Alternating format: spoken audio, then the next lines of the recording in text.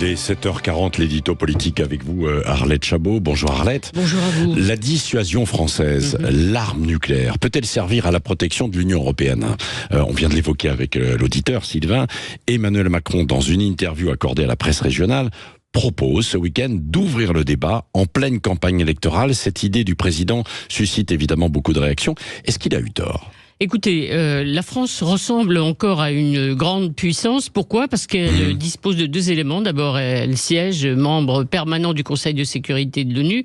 Et ensuite, parce qu'elle dispose effectivement de l'arme nucléaire. Notre dissuasion indépendante, nous ne sommes pas soumis à un feu vert comme les Britanniques des États-Unis, et notre garantie de sécurité. Alors, partager ces deux éléments de notre grandeur, ça a toujours été un sujet tabou.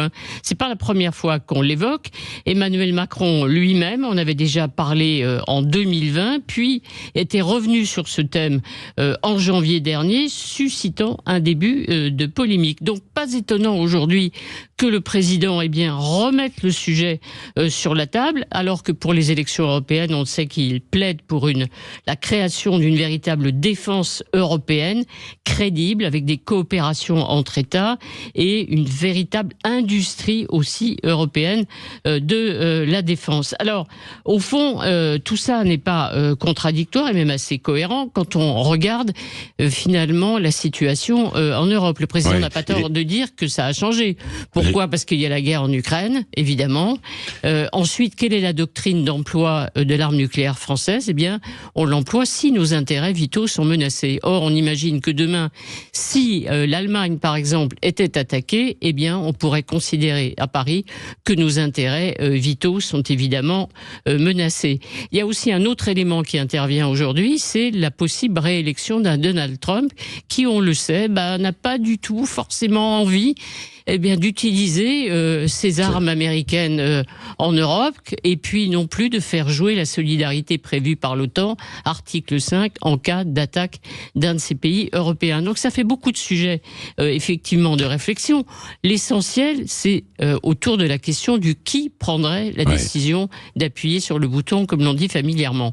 Eh bien, dans tous les cas, ce serait toujours la prérogative du président de la République française. Oui, alors là, je lisais en fait, en même temps, en vous écoutant, beaucoup de réactions des auditeurs sur les réseaux sociaux.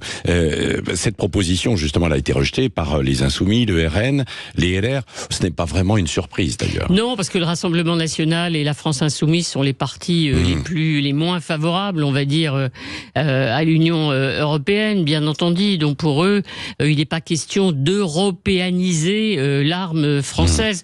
Quant aux Républicains, ils se disent fidèles à l'esprit du général de Gaulle qui a voulu cette dissuasion, en oubliant que le général lui-même, dès 1964, disait que la France devrait se sentir menacée, ses intérêts vitaux, si le territoire allemand était violé. Donc, pour l'instant, ce sont les Européens qui disent oui, par exemple les Verts, qui disent tant mieux, ça va dans le sens effectivement d'une création et d'un renforcement des liens entre l'Europe. Bon, en tout cas, Emmanuel Macron a lancé le débat, c'est le premier qui réussit à lancer dans cette campagne des Européennes. C'est déjà ça. Oui, mais en tout cas, les auditeurs sont assez sévères avec lui. Ils disent que c'est une forme de traîtrise également. Oui, tout dépend encore une fois. L'essentiel, c'est qui prend la décision.